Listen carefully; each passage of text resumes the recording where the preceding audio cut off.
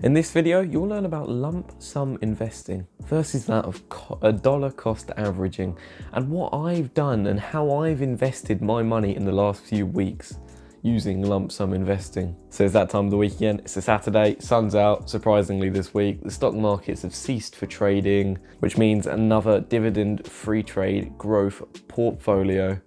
Said it in the wrong order, but it'll do. And as I said, today I'm going to talk about lump sum investing versus that of dollar cost averaging or pound cost averaging. It doesn't really matter as long as it applies to a currency. Disclaimer, as you know, I'm not a financial advisor. If you seek financial advice, please see a licensed professional. So currently the portfolio is down by about £120.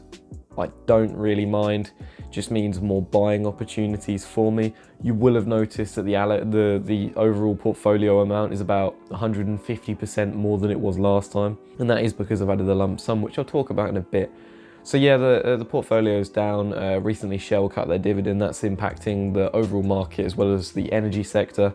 As you can see, since I've got more positions, they're being hit quite hard, especially Shell and BP. However, Red Row is really holding the portfolio up right now. It's up a considerable amount. It's gone down slightly over the last week, but it is holding it up. And this is the importance of diversification in a market like this. High volatility, but it means that I've also got something holding it all together.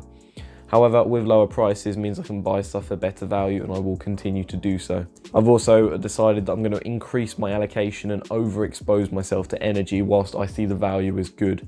So you do see that as a trend. It may become my second highest position. I think it is actually.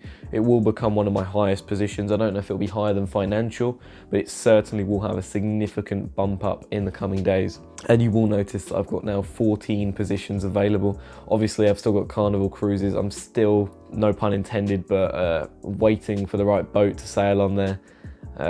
I'm not sure if it's sailed yet or not, so I'm a little bit indecisive. I have got more positions. You'll also notice I've got bonds. I'm going to aim to get about 5% allocation to the portfolio. This is really just to keep my cash. Currently, I have a large cash position, but as I said, over the next week or so, I'm going to literally just trim that down and invest as much of it as I can. So the bonds are there. If I see value, I can sell out the bonds and then put money into a lower priced share, providing the markets keep dropping. And in the future, whilst I have 14 positions now, I only aim to have about 20 to 25 maximum. And this is because I've got the bonuses of diversification now, and I don't really need to worry about it too much more. However, when I had about 7 companies, yeah, there wasn't really that much diversification. You will notice, however, that I haven't got any telecommunications or industrial stocks as of yet. And industrial is just waiting for the right time to buy. And telecommunications is something I'm probably not going to get for a while. Instead, I'm just going to bump up my utilities allocation in the future and use that as a hold for both of them. So you might be wondering, where did the money come from? I mean, last week I was at what, 1,800, and now it's at near 5,000. Basically, I transferred over some of my other investments. I wanted to condense them down all into one ISA, one portfolio, all sorted. So this was primarily invested in the American market, and in fact, it recovered extremely well. It did have some diversification to the other markets, so I'm only down about £500, which is roughly about 7% on that portfolio before I sold and transferred over. That money is going to be reinvested as soon as possible. I've also used it to top up my emergency fund, as I feel that I needed to bump it up significantly during this time of uncertainty. So today, obviously it's going to take too much time if I talk about every individual position, so I just like to talk about lump sum versus dollar or pound cost averaging. Firstly, what is lump sum investing, and is it complicated? No, not really. It is basically how it sounds. Lump sum investing is literally getting a lump sum of money, so a sum of money that isn't invested and just chucking it in the market. Although it isn't as random as that. I'm not just throwing it at random parts of the market. Obviously, if I was investing in an index fund, it'd be a lot easier. I could just put it in an index fund and done. What I am doing though is, you may seem a bit weird, but I've got a lump sum. I've moved about 3,000 in, and I'm going to average it into the market. It's still lump sum investing because I'm not averaging it over a longer period. Because it was previously invested, I want to invest it as soon as possible.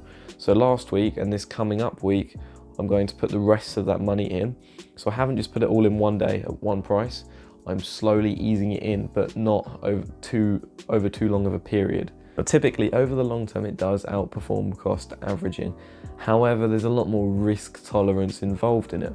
Because if you put your money in, say the amount I've got in my portfolio, 5,000, and then suddenly you see a 50% drop, you might not be able to stomach that and you might want to just immediately sell out. So you've got to have that in mind. Whereas if you just cost average into the market, you can consistently each week put a few, well, in my case, £125 in each week, and you'll just be buying the same, well, you'll be putting the same amount of money in, so you'll be getting either more shares for your money or less shares for your money. Simple as that. You're not overexposing too much of your money at one point. You're just slow and steady building up your portfolio each week. And for most investors, that is the best thing to do. However, if you're looking to invest and you haven't put some money in, certainly definitely lump sum. However, you don't want to just chuck it all in on one day. You want to look at moderation perhaps and the balance between it. Why necessarily do one or the other? If you plan to add monthly contributions to your portfolio, do it. There you go, you've got cost averaging in for the future of your portfolio and your deposits. However, if you've got a certain amount of money you want to put in the market now, what you should do is get that money, put it into your investment account, and then over the next few weeks, put in a considerable chunk. You've got 4,000 you want to put in the market, put £1,000 in 1 week, £1,000 in the second, £1,000 in the third. And that's the best way to get the average for your money whilst minimizing the risk of having your cash uninvested. So why am I lump sum investing? And it's purely because I want to get some stocks on a discount. The American market's recovered. I don't mind if there's a crash. I don't mind if I lose 90% of my portfolio value in the next week. That does not bother me. I want my money in the market now as I see a very good discount already, and I want to get a bigger foothold into the stock market, and then I'll continually average into the market each week and then slowly but surely build it up. But for now, I want to put more in. I want to make as much gains as possible from this downturn that we've had. And you may think, oh, it's just fear of missing out, right? He really wants to get in. He's desperate. He's not thinking straight. My strategy is if I don't invest now, I'm just going to be holding on to it in cash anyway over the next few months. So why not put it in now? And since I've already transferred from other investments, there's a considerable risk there as I'm losing value depending on how the market is performing over the period of time that I'm holding cash. And as you'll see on this side of the screen, you'll be able to see the companies that I've bought, the allocations. And yes, I did plan it all. Although I am not going to show the planning in this video, as I said, it will take too long. But there is there's a plan to all of it, and there's a certain allocation I had in mind. So if you have any questions about that, leave a comment below. So as I said, I did combine lump sum investing with averaging. I decided that it was the best thing to do. I wanted to increase my overall portfolio value, but also reduce the risk slightly by investing it over the period of 2 weeks. There is a study, I believe, and this is by memory, so I won't be able to source it and I won't take it with a grain of salt.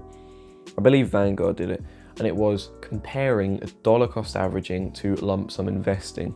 Yeah, they'd found that lump sum investing, I believe, I'm going to say between 60 to 80% of the time outperformed cost averaging. But if you don't invest your lump sum within 12 months, that's when you start to see significant fall-offs in the value you're taking from it. And then over the long term, they prefer cost averaging. It's good to appreciate this study and learn from it. A lot of newcomers, when they start investing, is they will just chuck a lump sum and invest it immediately and then realize, oh no, it's gone down, I need to sell. It's about your risk tolerance. I definitely encourage averaging into the market. Well, it will give you more money in the long term. But I do want to say you need to be careful with lump sum investing. I know when I first started, I foolishly went into my emergency fund because I wanted to get in the investments now. I wanted to get as much value as possible. And I'd also spent a bit on a holiday, but that was bad anyway. But I wanted to put that money and put it into the market, and then I realized, wait, hang on, I've got no emergency fund now. Thankfully, no emergencies did crop up, but I still had enough thought in mind to realize, oh no, I've made a mistake here. So do keep that in mind. You shouldn't invest more than you can willingly put aside. Something you can cope without for the time you want to invest. And that's where the whole lump sum averaging argument comes in. But should you lump sum cost average? What do I think on the matter? If you're getting a consistent salary and you think, right, I could put a third of that away into investments each month, do that. But don't just lump sum all of your money or a large, like your house deposit, for instance, if you know that you're going to need it soon, or you're worried about it, you want it to hold its value. So about 920 in the red, because I had 500 down from one of my investments. I was 300 down on the other, so overall I'm 920 down, so I'm going to be a long way till I'm back into profit.